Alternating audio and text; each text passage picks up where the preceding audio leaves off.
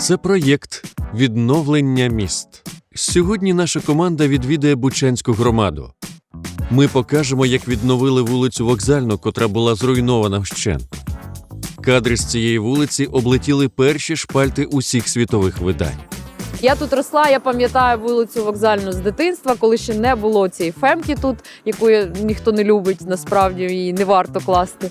Пройдемось вулицями Бучі та поспілкуємось із громадською активісткою Уляною Пчолкіною щодо аспекту інклюзивності міста під час відновлення. Роблять, але направду багато помилок, і ось оце перепади ось цієї дорожки, ми йдемо вверх, вгору, Я хотів вниз, запитати вгору. в тебе твоя думка, бо я бачу всі так вверх, вниз. Ну, класно, якби ми стали, знаєш, таким європейським містом, де всі чиновники їздили на роверах сюди, знаєш, на роботу. Цією вулицею я би на них подивилася. Поговоримо, як нині суспільство сприймає людей з інвалідністю. Як ти думаєш, який відсоток людей нас жаліє? Який відсоток на твій? Жаліє? Жаліє. Ну, такі провокативні тебе, знаєш, запитання, думаю, багато дуже. 72%. У нас в Бучі відкрився доступний басейн. Я туди ходжу. І от найбільше, що я найчастіше чую в роздягальні, ви така молодець. Я кажу, бо я купила абонемент, як ви. Та побуваємо у відновленій амбулаторії Ворзеля, яку протестуємо на доступність. О, ось така плитка, оце безшовна. Ось все, я по ній їду, мені приємно. Вона класна. А ось там йде вібрація, і її не варто використовувати взагалі. Мене звати Марко Савицький. Я архітектор та громадський діяч. Разом з Ukrainer ми будемо досліджувати відбудову українських міст під час війни, їхню ідентичність та розвиток. Я стану вашим провідником в проєкті «Відновлення міст». Ми спробуємо зрозуміти, як буде відбудовуватись наша країна, розкажемо про натхненні проєкти, успішні кейси та небайдужі організації, які вже сьогодні повертають життя у постраждалі внаслідок війни міста.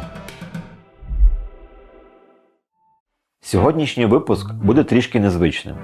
Про відновлення Бучі ми поговоримо крізь призму інклюзивності та безбар'єрності. Адже відновлення міст у воюючій країні потрібно проводити з огляду на стрімке зростання кількості людей з інвалідністю. Тим паче Україна на шляху до Євросоюзу має переймати культуру доступності, як невід'ємного елементу гідного життя для всіх. Ми на вулиці Вокзальній у місті Бучі, де в 2022 році було розбито велетенську колону військової техніки росіян. Кадри вдалого нищення ворожих колон техніки вселяли надію в серця українців. Вокзальна стала символом незламності та боротьби. Однак після боїв на вулиці не залишилося жодного вцілілого будинку. Вулицю, яка виглядала як суцільне пекло, сьогодні не впізнати. Буча потрохи відбудовується. Про етапи відновлення, про інклюзивність та безбар'єрність ми поговоримо з громадською активісткою та мешканкою Бучі. Оцінити доступність та безбар'єрність під час відновлення Бучі нам допоможе громадська діячка Уляна Пчолкіна. Вона разом із чоловіком Віталієм опікується правами людей з інвалідністю, надає експертну оцінку, консультує уряд та організації, котрі займаються відбудовою. Уляна, тебе вітаю. Насправді, ми з тобою знайомі вже дуже давно. І коли ми з командою обирали містечка, в яких ми будемо говорити про відновлення міст, і команда запиталася, давайте пошукаємо якихось візіонерів, громадських активістів, активісток в Бучі, в мене не стояло питання, хто це буде. Тому що десь більше року тому ми з тобою разом працювали над проєктом Superhumans Center. Superhumans – це всеукраїнський центр протезування, реконструктивної хірургії та реабілітації постраждалих від бойових дій, дорослих та дітей. Уляна була головним консультантом з безбар'єрності, інклюзивності в проєктуванні центру реабілітації Superhumans, де ми були співавторами проєкту. Тому Уляна була ця людина, яка, окрім проєктної частини консультацій, зламала, скажімо, таку парадигму в моїй голові розуміння, що таке інклюзивність, безбар'єрність, доступність. Ми в нашій програмі, в нашому серіалі говоримо завжди про відновлення міст. А відновлення міст, воно неможливе без відновлення громад, без відновлення інфраструктур, без відновлення якоїсь партисипації, залучення громадських активістів та активісток до відбудови. Коли ми говоримо в інших наших епізодах про відновлення шкіл, ліцеїв, інфраструктурних об'єктів, мостів, І я би сьогодні з тобою, сам Бог мені велів поговорити про відновлення міст з точки зору інклюзивності, безбар'єрності, доступності. І ми стоїмо на вулиці, яка повністю відновлена в місті Бучі. Я тебе вітаю в нашій громаді. Моя історія така, що я народилася в Києві, але там, знаєш, як в дитинстві батьки розходяться, то виросла я в Ворзелі, у мене багато родичів живе в Бучі, в Ворзелі. Тобто це моя місцевість. Я тут росла, я пам'ятаю вулицю Вокзальну з дитинства, коли ще не було цієї фемки тут, яку ніхто не любить, насправді її не варто класти. Коли в Ворзелі ще багато чого, знаєш, коли дерева ще були великі. Тому це мої рідні місця, і я радо тебе проведу. Питань дуже багато, направду, до відбудови, до безбар'єрності, до інклюзивності, до доступності в усіх громадах, насправді. Але ми добре працюємо з місцевою владою. Не на все може впливати навіть влада, більше тобі скажу, тому що кінцеве виконання будівельниками може піти трошки не в ту сторону. Але це все можна виправити. Найголовніше, що можна виправити, єдине, що мене дуже засмучує, коли будь-які проекти, будь-які відбудови, будь-які нові якісь речі будуються на хлопський розум, десь щось там бачили, начебто врахували. Ти приходиш, а воно не працює. Оце найсумніше, розумієш? Я хочу, щоб міста нас вітали, приймали, тому що в нашу громаду дуже багато приїхало людей зі сходу України, з півдня України, які живуть тепер тут. Навіть наша колега і подруга з Енергодару зараз на кріслі колісному живе в Бучі. І для мене це особисте, щоб моє місто, моя громада розбудовувалася, відбудовувалася якісно. А розкажи, яке місто Буча було до повномасштабного вторгнення, і як ти зустріла це повномасштабне вторгнення? Повномасштабне вторгнення ми зустріли в себе вдома, в центрі Бучі. Ми мешкаємо між Новусом і Макдональдсом. Тут є таке розуміння місцеве, є назва зупинки, а є біля Новуса.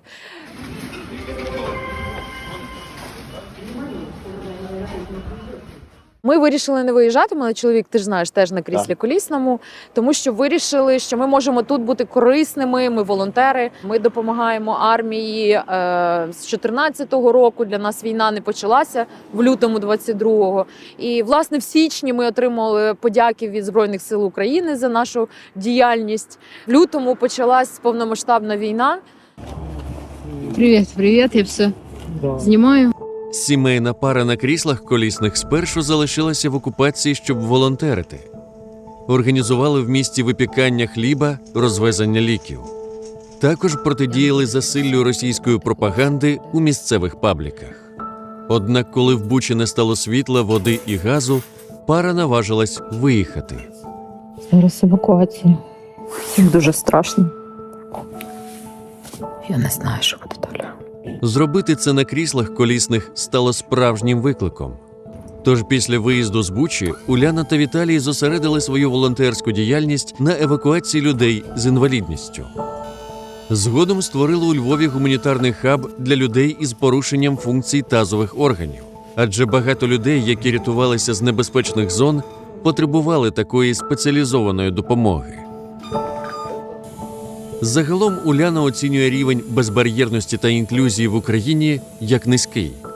Тому ці питання потребують уваги і розвитку. Марко, я 5 місяців з Віталіком шукала квартиру, аби зняти за гроші. Я пригадую ті розмови. Нормально можна було в туалет потрапити, в душ і зайти в цей, і не поверх, бо тоді ж блекаути, який поверх, ми вдвох на кріслах. Тобто, про що ми до речі, говоримо? коли я завжди на своїх лекціях про безбар'єрність і інклюзивність аргументую для забудовників, для готельєрів, чому варто приділяти цьому увагу. Це, до речі, ти мені в тому плані дуже багато було розповіла про недоотриманий навіть прибуток з точки зору бізнесу. Так. І приклад проєктів, які реально показують, що не залучення в економіку людей з інвалідністю, людей на кріслах колісних, які є, ми всі однакові, це будь-яким порушенням, тобто це є дуже погана ідея, якщо їх не залучають. Це втрата економічного потенціалу. Абсолютно годі. Марко, згадай, коли ми проєктували Superhumans, і було питання, а скільки вбиралень, ідей, яких мають бути доступні? Це було питання до мене перше. Так. Я кажу, 100%. От 100% де ми можемо зробити, тому що ми ж мову вели про пацієнтів з самого початку, з інвалідністю, з різними порушеннями, бла-бла-бла. Я говорю, а як стосовно працівників? І тоді була б пауза, і всі такі працівників з інвалідністю в сенсі. А зараз що? І зараз я приїжджаю, будь-де можна потрапити у вбиральню, всі 100%, всі натішаться тим не можуть. Бо І там- купа людей працює.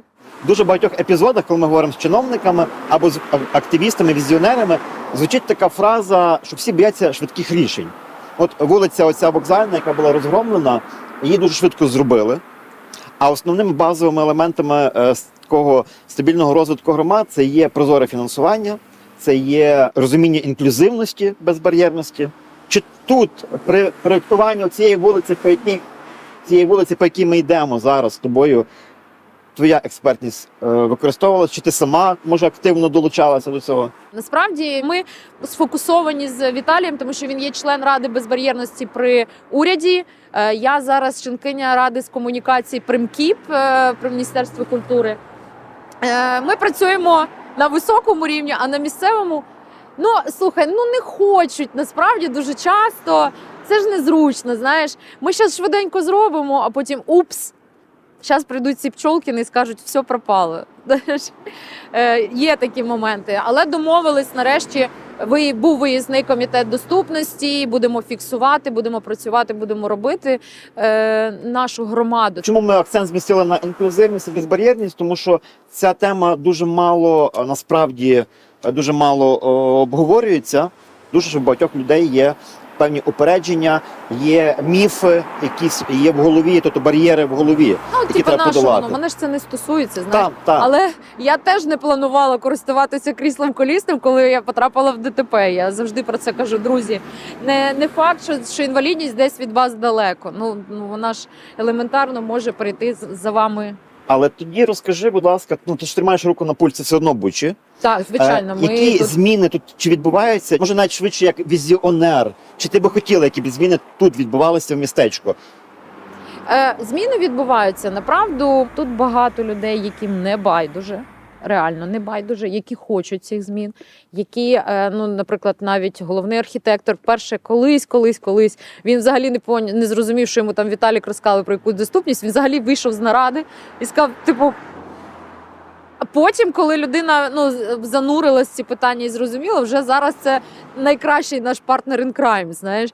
Але це ж про цей людський фактор, розумієш? Зараз не про те, що він людина погана чи хороша, а про те, що людина взагалі не розуміла, навіщо це робити. І така, що за неї, і сприймала це як наїзд, знаєш, коли ми говорили, треба робити так, отут порушення, ми не можемо. Хоча головний архітектор, він що, ти ж як людина з освітою, він бачить отут там геодезичні плани, якісь там хрестики, мітки, він не бачить, є там пандус чи немає. Він бачить загальну картинку. Крапка. І тут великий заклик до громад. Ми маємо контролювати. Учора Superhumans і місцева влада Києва ми підписали меморандум. Я як консультантка буду працювати в цьому проєкті, аби зробити довкола лікарень доступні парки. Тому що людям нема навіть куди вийти. Розумієш? І ми говоримо про те, що у нас така, знаєш, полярність в суспільстві. Ми говоримо про те, що треба гроші на ЗСУ, але паралельно ми дуже обурюємося як суспільство, коли наші ветерани і ветеранки, або просто люди з інвалідністю цивільні, стикаються з бар'єрами в своїх громадах, коли повертаються. І так куди гроші? Знаєш, питання ж, ми до красивих чи до розумних? Я вважаю, що громади мають контролювати витрати грошей, щоб це було прозоро.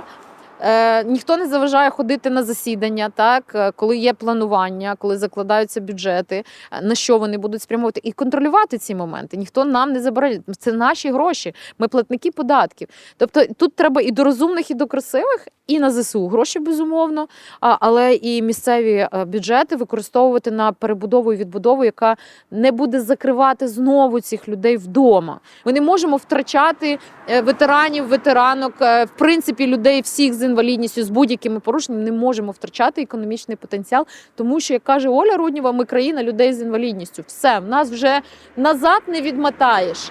Нам буде тільки додаватися цих людей, тому що будь-який обстріл, там пишуть загиблі, поранені. Але якщо ми підемо і подивимося, на які є поранення, то там дуже багато людей отримують вже порушення пожиттєві. Ми ж не знаємо, от Одеса нещодавно, так? 46 поранених – це які поранення?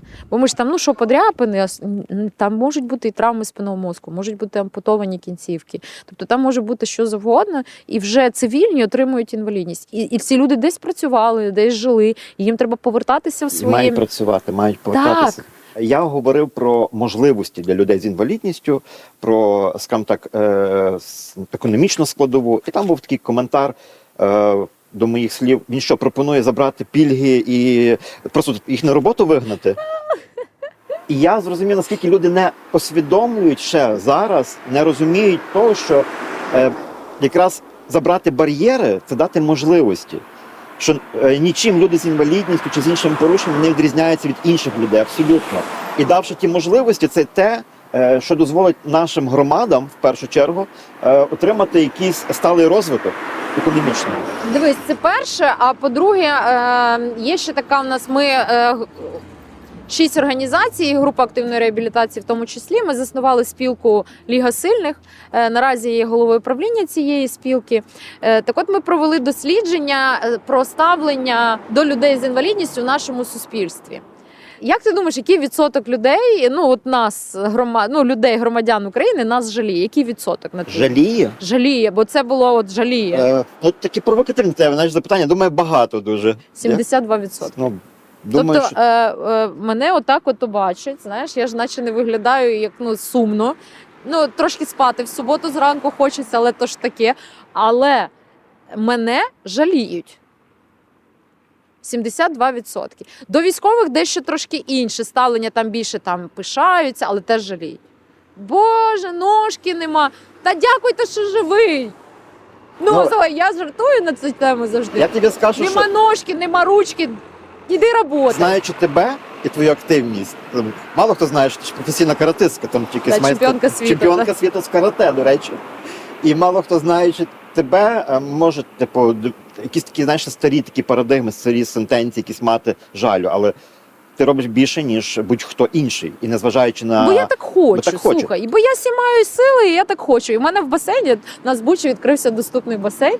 І я ж перша клієнтка, я з ними там билася трохи за ту доступність, але там нема підйомника, там звичайний басейн. Але в цілому активна людина може там бути, там прям не критично. І з допомогою, тобто є вбиральні більші, куди можна зайти, не ідеальні двері поширені, кабіна є, купили стільчик, повісили шторку. Тобто я туди ходжу. І от найбільше, що я найчастіше чую в роздягальні, ви така молодець. Я кажу, бо я купила абонемент, як ви. А що у вас? Люди дивуються, а що ви тут не по пільгах? Які пільги в приватному басейні? Це бізнес, які пільги. Ні, мені буде приємно, якщо мені зроблять знижку на абонемент, бо він досить дороговартісний. Але, мабуть, тому що я публічна, знаєш, якась там інфлюенсерка, і мені буде приємно сказати, оцей басейн, я прям логотипи буду в себе в сторіс постити. Тому, слухай, але... Ось це, я дивилась, як ви пливете, говорю, як всі, я бачу, що вага, і це ж відчувається, знаєш, коли люди оце починають. Вам помочь російською? Я кажу, ні, дякую, а вам. Така раз на мене. Я поняла, я говорю, ви ж наступного разу оцінюєте, а я швиденько вдягаюся. Як завжди, мене застають в якихось трусах, знаєш, в момент. Вам допомогти, чи там ще я розмову, я говорю, слухайте, дайте мені одягнутися, не лізьте до мене в мій простір. Ви одягаєтесь, я ж вас не чіпаю. І вона прям, все, коротше, розмова завершена. Я говорю, слухайте, жінко, ви ж мене почали питати, я вам відповіла. Я говорю, наступного разу, будь ласка, оцінюйте. Чи треба людині допомога, чи ні? Тут мова не про те, що не треба допомагати людям з інвалідністю. Ні. Просто якщо я одягаюся біля шафки своєї і не звертаю на добрий день, і не звертаю на вас увагу, а не стою і чекаю, знаєш, можливо, хтось не може сказати, але це було б зрозуміло, що людині щось треба. То не чіпайте цю людину, не лізьте в її особистий простір. Ви 38-ма людина за сьогоднішній ранок, а я просто прийшла поплавати в басейні. За час відбудови в Бучі стали помітні зміни на краще. В місті відкрили безбар'єрний центр надання адміністративних послуг. Будівля міської ради після відновлення теж стала доступною. Загалом, каже Уляна, екосистема міста стає кращою. Але простір для покращення все ж залишається. А от громада, в мене питання до нашої громади, тому що у нас децентралізація. Зеленський не приїде сюди реконструювати. Він може приїхати відкрити як президент, таку вулицю, вона така відома в усьому світі. Постояти тут, знаєш, покивати, сказати всім дякую і поїхати. Але ми тут живемо, і ми маємо вимагати, щоб якщо порушення біля вашого будинку якось відбулось, ви не маєте цього допустити. Або якщо планується щось перебудовуватись, маєте контролювати. Уляна і Віталій не можуть всю Бучу переконтролювати, деякі пандус поставлять. Є Направду. якісь громадські об'єднання, такі дієві реально, не? Там для професійні, Урбаністів ні. нема. Тут немає урбаністів таких прям. Може і є, але я про них уви не знаю, якщо вони є. Тут питання, де вони. Ми ще дуже часто, знаєш, коли говоримо про візію і про візіонерів, завжди я питаюся, от скажи, якою ти Бучу бачиш? От твоя візія, бо ми питаємо завжди маленькі містечка, вони коли відновлюються, будуються нові, вони мають перше мати візію або наратив, для кого це місто і яке це місто. От якою ти бачиш Бучу в майбутньому? Не там, скажімо так, після нашої перемоги, звичайно, але от взагалі. Війна йде, життя триває, знаєш. А якою ти бачиш Бучу? Що це за місто? Перш за все, Буча – це місто-сателіт столиці. Сюди, як кажуть, або по-багатому, або місцеві, які вже були, переїжджають. Тому що тут дуже комфортно. Ти начебто дуже близько до Києва, тобі не проблема їздити на роботу, тому що у нас є нормальне сполучення громадського транспорту з містом, з столиці, тому що дуже багато людей працюють в столиці, звичайно ж, так? Їхати 20 хвилин до міста, то 15. Тобто тобі тут дуже швидко. Автівки – це затори, це не дуже окей, тому я кажу, що громадський транспорт у нас в громаді є низькопідлоговий. Це після вторгнення сталося. Я мрію, що нас не поглине. Знаєш, як такі міста, сателіти поглинають часто великі міста, Київ. Що ми не залишимося громадою, ОТГ Бучанське буде розвиватися. І для мене Буча виглядає комфортним і безбар'єрним містом в усіх сенсах. Не тільки для людей, які мають порушення опорно-рухового апарату, для літніх людей, для тварин, для молодих сімей, для всіх. В нас є весь потенціал.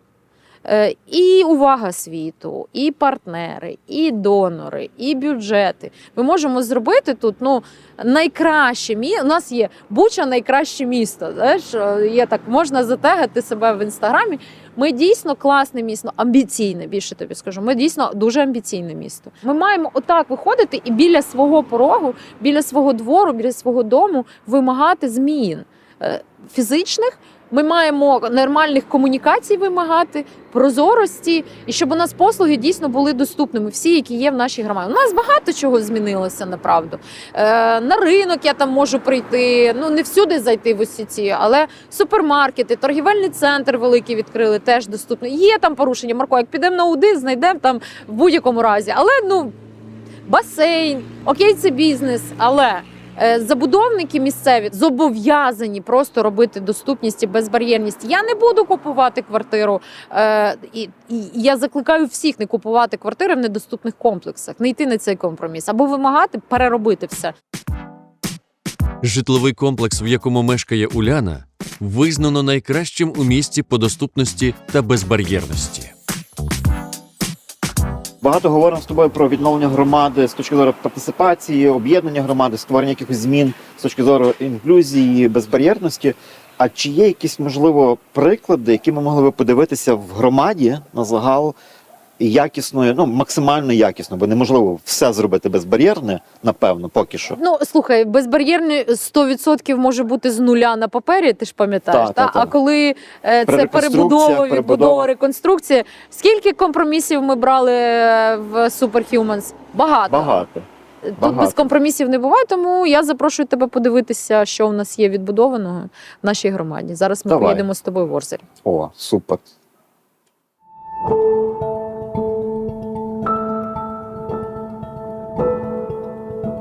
Ворзель – селище Бучанської громади, яке зазнало руйнувань під час окупації. Серед відновлених тут об'єктів – місцева амбулаторія загальної практики сімейної медицини. Марко, ми приїхали в Ворзельську амбулаторію, в якій я була до повномасштабного вторгнення. Тут багато чого змінилося, навіть візуально. Ходімо подивимось, як її перебудували, тому що я, направду, не знаю, чи є тут порушення, чи їх немає. Маємо подивитись. Ну, тут вже вхід майже в нуль. Заїзд. Можна було б ідеально зробити так, щоб прям не було перепаду, але він все ж таки трошки А є. наскільки він відчутний? Відчутний, тому що маленькі колеса, вони чіпляються. І тут плитка з заокругленнями, про яку ми говорили і в Бучі, це дуже погано, що вона не є безшовною. Рівною. От зараз в мене вібрують колеса. Людина з тростиною, яка йтиме, вона відчуватиме вібрацію, тобто тактильні якісь зміни. Про що вони говорять, не зрозуміло, бо людина це не бачить. До речі, наприклад. та людина з порушенням зору або незряча, вона так само ж з тими Звичайно, тростинкою. Вона орієнтується на тактильні направляючі, але тут, по-перше, немає тактильних направляючих, по-друге, є ось ця плитка, по якій важко зорієнтуватися. Ми бачимо ливнівку на моєму шляху, що дуже погано. Вона мала би бути закрита дрібною фракцією решітки, тому що сюди втрапляють колеса і ти випадаєш. я недавно бачив твій сторіс про те, що тебе колеса застрягли в решітці. Тут є нахил, тобто не всі зможуть підняти тут навіть баланс. Плюс тактильна смуга. Ну і далі стічна решітка, яка... Я в ній застрягла, це не для відео. Кажу, так, вмикайте, знімаємо, бо в мене просто сіли обидва колеса, і я не змогла їх, без сторонньої допомоги. Звертати увагу на фракції тонкі, щоб колесика Так, це не... те, про що говорять всі фахівці. Дуже класний гайд випустили зараз під керівництвом Ніни Мацюк, нашої колеги. Гайд такий, як моніторити прибудинкову територію і все інше, аби будувати або перебудовувати якісно. Ось така плитка, оце безшовна. Ось все, я по ній їду, мені приємно. Вона класна. А ось там йде вібрація, і її не варто використовувати взагалі. Йдемо подивимося, що взагалі в амбулаторії зроблено. Поріг. Доброго дня. Добрий день. Ми до вас в гості. Мене звати Марко, я ведучий проєкту «Юкрейнер. Відновлення міст», і ми приїхали до вас подивитися на амбулаторію. Ми розповідаємо про відновлення України, міст України, інфраструктурні якісь об'єкти, медичні об'єкти, і нам рекомендували до вас завітати в амбулаторію як один з прикладів амбулаторії, яка відкрилася недавно під час повномасштабного вторгнення. І сьогодні зі мною в гостях моя подруга Уляна Пчолкіна, експертка якраз безбар'єрності, інклюзивності, якраз мешканка Бучі. Яка виросла в Ворзелі, тому тут все своє. В Ворзелі, своя. Проведіть нам невеличку можливу екскурсію, розкажіть, коли відкрилася амбулаторія, і які принципи безбар'єрності, можливо, доступності тут використано, імплементовано, і взагалі які зміни відкриття цієї амбулаторії, позитивні, не маю надію, зміни були для громади, територіальної громади, Вівчанської, для Ворзеля безпосередньо.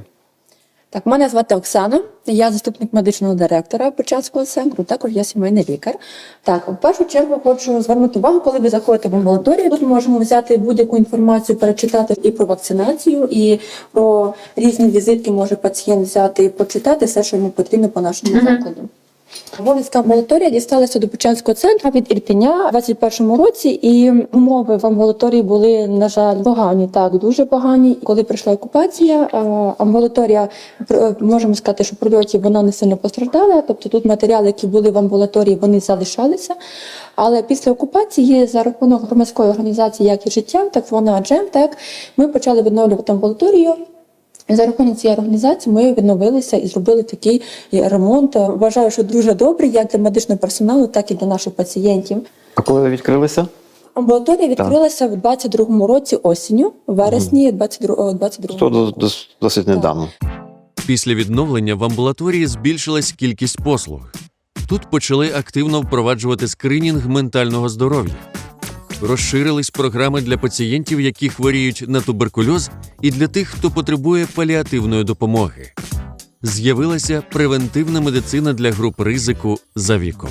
У нас є тут реєстратор Світлана, вона може вийти допомогти будь-якому пацієнту, просто вести, сказати, є сервіс. Архітектурні від мене коментарі, що дизайнерські Ти архітектурні. там дивися, тобі показують, бо я не бачу. Коли проєктуєте архітектори чи проєктанти, будь-які проєктанти, коли проєктуєте рецепцію, зважайте на людей на кріслах колісних, для людей Для дітей, тому що за такими високими рецепціями нічого не видно. Хто там? Привіт. Ну тут щось є. Так. Але це можливо все скоригувати, тобто це обов'язково треба коригувати, напевно, тому що це не Клієнтоорієнтованість. Якщо ми Клієнтоорієнтованість, говоримо так. про надання послуг і клієнтів, то це клієнтоорієнтованість. Якщо я би до вас вже не прийшла, да, до Бо прикладу. не змогла б отримати Так, бо не достатньо змогла б послуг. зайти і отримати послугу, а я за собою приношу гроші. Я свої гроші в недоступні об'єкти носити не хочу. В мене є пропозиція надати рекомендації, як цю стійку можна було б переробити, тому що вона зроблена з дерева.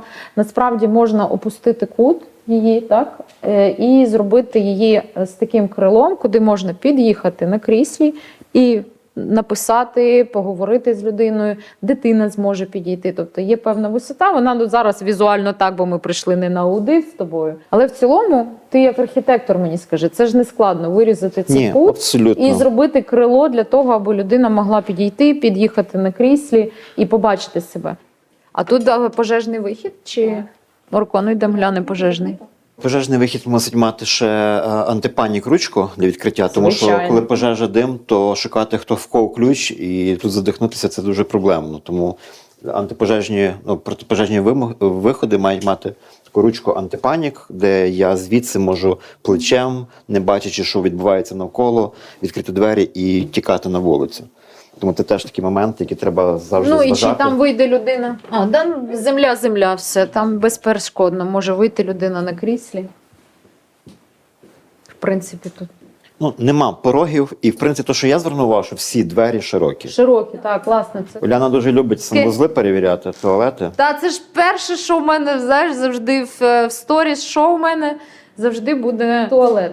Підхід, ну, от умивальник невеликий, але те, що є коліно погано, зеркало класне.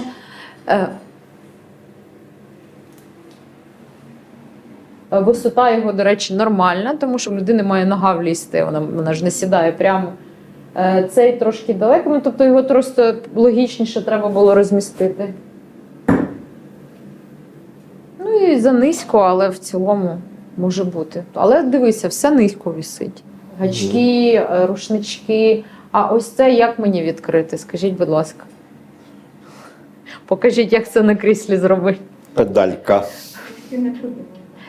Смітники мають бути відкритого типу або ну, сенсорні. Сенсорні – це дорого, але відкритого типу однозначно в загальних вбиральнях. От яке я бачу перший раз, насправді, то У ручка нас Humans так висить. з такою ручкою. Так. Вже є ручки, бо були перші без ручок. Так, були без ручок, але дивіться, що ми з'ясували в центрі. У нас Superhumans в палатах висять такі, ну бо вони залізні, тобто їх мити, дезінфекція, це все, тобто вони класні. І тут такі ж норми, тобто для медичних закладів це кльовий варіант. Але слухайте звук. І ми можемо налякати, якщо людина була під бомбами, чи в неї, в принципі, стресові якісь порушення.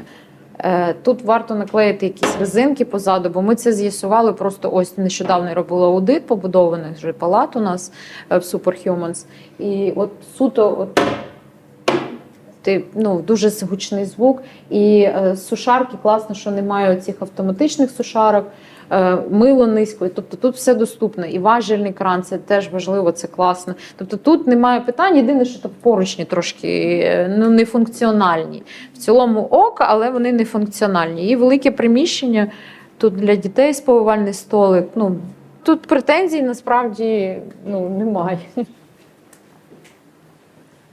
А тут у нас є денний стаціонар, забір аналізів крові, тобто пацієнт може отримати послугу денного стаціонара КАП. Так, навіть клас. А давайте подивимося. Ти розумієш, денний стаціонар. Я в шоці. Все розписано знову на Нагадати, що вам 40 років. Марко, нам вже скільки нагадали, стоп. що нам за А то- 40. обстеження для чоловіків потрібно, там для жінок, які... Ти проходиш такі обстеження, Марко? Ні, А от я не дивись, там розумію, що це за якісь такі Жінкам від- обмеження. Чому тільки про жінок? А де Ось чоловікам? о! А дивись, скільки для Я жінок ж тебе- придумано в медицині, а скільки для чоловіків? Ми не заслуговуємо на щось більше, чи що? Чи ми просто не До живемо того, довше? коли дізнались про сексизм, так? 40 років, чоловік до 40 років, він мамографію все не проходить. Бо це проходить жінка з 25 до 29 років. І Там раніше. так. Мамографію в самостворенні молочної залози. Чоловіка починається обстеження 40 років на рак передміхорової залози і на колекторальний рак після 50 років, так само як і жінка після 50 років.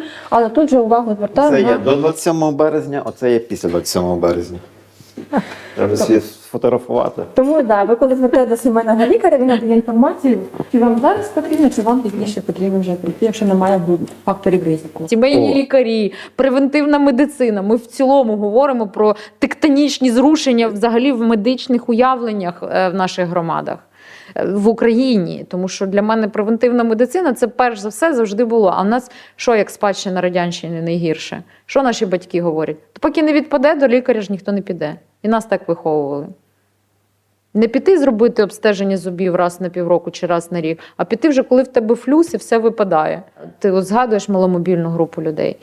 Це і люди з інвалідністю, це батьки дітей маленьких, це маленькі діти, це вагітні жінки, це люди з валізами, це люди з тимчасовою якоюсь, з якимось порушенням, там перелом ноги, руки, це теж людина відчує. Це жінки на підборах, це люди літнього віку. Це всі ми, 100% нашого суспільства на певних етапах життя. Так, людина може стало отримати інвалідність, а може тимчасово отримати порушення. Та навіть банально захворіти після видалення апендикса. Ти ж не отримуєш інвалідність, але ти тимчасово стаєш людиною, яка відчуває досить бар'єри. В медицині, коли ти не можеш в душ потрапити, у нас в медичних закладах дуже поширено, в вбиральню потрапити, базово. Багато ж зараз піднімається питання, що наші військові лежать в медичних закладах, де вони не можуть помитися, забезпечити свої базові потреби, про гідність. Ми пишаємося нашими військовими, а вибачте, їм до туалету неможливо потрапити. Отут питання, де запит суспільства на те, ми кажемо, шануймо, але ми ж маємо якось не тільки дякувати, на вулиці і донатити, але і у своїх громадах змінювати. Ця амбулаторія, вона розбудовувала, чи в існуючих межах реконструкцію проведена? Ні, вона в Існуючі тут. Тільки коли ми зайшли до окупації, до того моменту, як ми зробили тут проєкти, то амбулаторію тут стіни зносили, і все, що потрібно було під стіни. Перепланування Цей зробили. будинок був, я тут була, ми робили обстеження цієї амбулаторії з Віталієм. Тут була дещо інша ситуація, можна було зайти з допомогою, але назвати її доступною – ні. Так чи інакше, я можу зайти сюди сама. Зайти, вийти, тут є вбиральня, тобто перебувати тут і почуватися більш-менш комфортно. Так, тут є пороги, які трохи заважають, фемка ця, і стійка, але в цілому, якщо порівняти, то це небо і земля, насправді, що було до того і що сталося зараз. Дякую вам за ту екскурсію, яку ви провели. Маю надію, що ті якісь зауваження, які там були в експертки Уляни, вони І в Марка архітектора, вони якимось чином будуть зреалізовані, бо насправді це не є складно, це не є якісь такі критичні моменти, які неможливо поправити, бо на загал об'єкт достатньо безбар'єрний, а в сфері надання послуг він безбар'єрний. Я завжди, притримуюся такого вектора, не то, що я там шукаю якісь помилки, а завжди хочу надихати, щоб таких прикладів було дуже багато. Це моя така стратегія внутрішня, щоб вказувати на приклади. Можливо, там є нюанси, які треба поправити, на це треба вказати, але це є приклад. Ми навіть в цьому циклі наших епізодів показуємо приклади для того, щоб інші громади бачили, як це робиться, наскільки це не складно, коли є об'єднання громадських активістів, влади і взагалі громадян, і воно дає дуже хороший результат.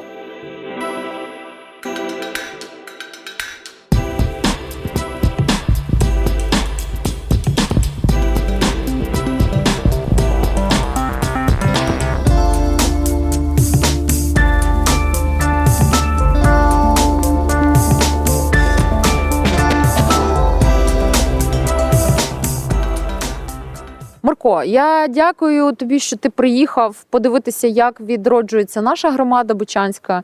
Насправді для мене важливо, щоб українці побачили, як відбувається нас в нашій громаді, тому що Буча прозвучала на весь світ.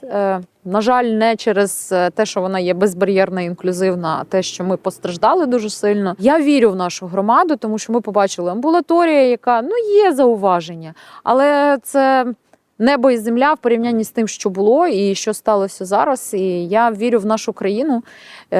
Приїзди ще. І я думаю, що буде більше що показати, тому що ми все ж таки маємо намір відбудовуватись більш ефективно, більш якісно і більш про людей і про сенси. Дякую тобі. Дякую, що ти нас в гостях прийняла так гостинно. І дякую за цей величезну кількість інформації, яку ми сьогодні отримали, тих інсайтів, тих візій. Тому дякую і до зустрічі, напевно, вже у Львові, або десь, напевно, в іншому якомусь ще місті ми побачимося вже як з експерткою. Дякую тобі. Дякую. До зустрічі. До зустрічі. Сьогодні ми були в Бучі, поспілкувалися з громадською активісткою, з мешканкою Бучі Уляною Пчолкіною, яка є експертом з безбар'єрності, з інклюзивності. І для мене сьогодні паралельно йшли дві таких лінії. Одна лінія – це вулиця Вокзальна, по якій ми з Уляною пройшлися, і кадр з цієї вулиці, які облетіли весь світ. Це розбомблена техніка, російська колона величезна. І сьогодні ця вулиця, вона вже відбудована, відновлена, виглядає абсолютно по-іншому. Тобто перші дали нам віру в те, що ворога можна розбити, а другі візії цієї вулиці, сучасної, сьогодення вулиці, показують, що ми можемо розвиватися і можемо відновити нашу країну. Але прийшовши з Уляною, підняли трошки глибших питань, що ж таке інклюзивність, що ж таке безбар'єрність, що це не завжди просто красива картинка, бо вулиця Вокзальна відкривалася як і подавалася як таке дуже яскравий елемент відновлення міста. Але з Уляною, як з експерткою, ми прийшлись і побачили досить багато моментів, які потрібно враховувати в таких відбудовах, таких відновленнях. Наприклад, ми говорили з Уляною, навіть просто йшли, і їй було досить важко на кріслі колісному пересуватися оцими такими горбами, постійними хвилеподібними. Перепади ось цієї дорожки, ми йдемо вверх, вгору, Я хотів вниз, запитатися вгору. в тебе, твоя думка, бо я бачу постійно так вверх-вниз. Я би, класно, якби ми стали, знаєш, таким європейським містом, де всі чиновники їздили на роверах сюди, знаєш, на роботу цією вулицею, я би на них подивилася. Бо колись наш мер проїхався на ровері і каже, я зрозумів нарешті, що ви мені казали стосовно цих переходів. Бо в нас є перехрестя біля Новуса, там, значить, є місто, власність, є Укравтодор, бо це ж траса Варшавська. І ми не можемо понизити бордюрний камінь, хоч ти вмри, бо це Укравтодор. Місто зробило свої з'їзди, ти з однієї сторони вулиці сходиш, далі ти впираєшся в от такий бордюр. І крапка. І як оці всі речі звести одне до одного, тобто влада розуміє, що треба робити, що це гіперважливо. І зараз у нас в громаді дуже багато людей з інвалідністю, і приїхали люди з інвалідністю, і ті, хто отримали під час повномасштабного вторгнення, і хлопці, і дівчата повертаються, військові теж з пораненнями. Ми не існуємо в сферичному вакуумі. У нас вже немає шансів, у нас немає вже ніяких, не те щоб шансів, немає ніякого взагалі дозволу на те, аби робити, що попало. Ці речі виникають тоді, коли при швидких відновленнях немає співпраці влади і експертів, і громадськості. Також ми з Уляною потрапили сьогодні ще в Ворзельську амбулаторію, де ми подивилися, як вона була відновлена, як вона розбудована, перебудована. І там теж дуже багато цікавих інсайтів я для себе зрозумів, бо я звернув увагу, наприклад, що споруда двоповерхова, але на другий поверх немає доступу для людей на кріслах колісних чи людей з інвалідністю. Але це реконструкція, і мені сподобалося, коли при переплануванні цієї клініки пішли шляхом створення безбар'єрності послуг. Тобто люди на першому поверсі отримують всі послуги, незалежно від того, чи ти на кріслі колісному, чи ти людина з інвалідністю, чи ти просто звичайний клієнт прийшов в амбулаторію. Ти отримаєш будь-які послуги. Пацієнт, коли звертається, він може отримати спектр послуг на першому поверсі, і навіть він не має потреби підніматися на другий поверх, тому що все він може отримати. А забір аналізів може отримати тут, маніпуляції може отримати тут, огляд лікаря може отримати тут. Слухай, це рішення для таких умов. Ми розуміємо, що двоповерхова будівля давно побудована, не розрахована на те, аби тут монтувати ліфт. І це рішення, знаєте, це той компроміс, який можливий. Так. Коли ми не можемо забезпечити повну безбар'єрність, до речі, це забезпечення безбар'єрності, тому що послугу тут отримати якраз можна. Так, якраз про І послугу безбар'єрність йдеться. це не про пандус, ліфт і вбиральню, не тільки, але і про надання послуги. Тому у вас тут дійсно приємно чути, що можна прийти і отримати. Уляна сказала дуже класну фразу, яка мені зараз зайшла. Бо коли ми говоримо про бар'єри, дуже часто ми думаємо про стіни, вікна, пандуси. А безбар'єрним має бути отримання послуг інформації, самореалізації. І тут завжди немає простих рішень. От просто немає. Інколи бувають моменти, бо ми говоримо про універсальний дизайн, який мав би підходити всім, але є ще спеціалізоване пристосування. Універсальний дизайн можливий тільки на етапі нового думання про проєкт. І нового будівництва, з такого продуманого, Тут складного. Розумні пристосування, доступність, десь компроміси. Тобто тут ми не можемо принцип універсального дизайну, так, філософії дотримуватись, так, але коли вже є побудований об'єкт, ми можемо тільки адаптовувати його. І ще один такий момент, який в мене в рефлексіях зараз в голові сидить, і це не лише по сьогоднішніх наших зйомках, а на загал. Мало яке місто, містечко чи селище має таких експертів, як Уляна. І це дуже неправильно, коли їхньою експертністю, коли їхньою медійністю, а Уляна, вона громадська активістка, яка дуже медійна, дуже відома, влада не використовує їхню експертність. Тому що лише в співпраці влади і активістів, і медійних експертів, відомих, які є рушіями змін, тільки лише при їхній співпраці можна дуже якісно розвивати і відновлювати громади. Все одно без консультації людини, яка в цьому живе і розуміє або працює з цим, дуже складно, тому що якщо немає базових знань про безбар'єрність або про доступність, або немає там освіти, не стикалася людина з цим. До мене прийшов клієнт на те, що ми їм переробили їхні простори.